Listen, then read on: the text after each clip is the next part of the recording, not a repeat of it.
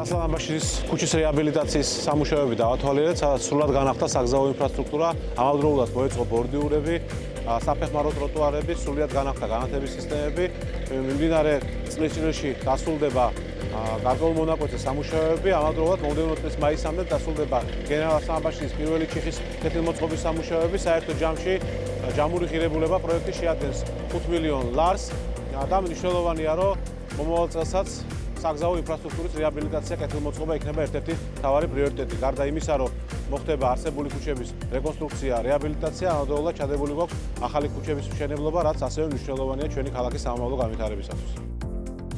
პროექტის პარალელში უკვე შესრულდა სანიაღვრის სისტემის სრული რეაბილიტაციის და განხორციელდა აღნიშნული სამუშაოები. ამ ეტაპზე მიმდინარეობს ზედაფენა ასფალტის საფარი. ასფალტის საფარი შედგება 2 ფენისაგან, 7 და 5 სანტიმეტრიანი სისქეებისაგან, ასევე მოეწყო უკვე ნაწილ მონაკვეთზე ქვეითად მოსიარულეებისათვის ტროტუარები. პარალელურად გაგრძელდება სანიაღვრის სისტემებზე მუშაობა. პროექტი ასევე ითვალისწინებს გენერალ ასლანაბაშის ქუჩის პირველი ჩიხის კეთილმოწყობის სამუშაოსაც, სადაც ანალოგიურად მოეწყობა როგორც სანიაღვრის სისტემა, ასევე რეაბილიტირდება გარეგანათების სისტემა. დასრულების განსაზღვრული არის 2026 წლის 30 მაისი.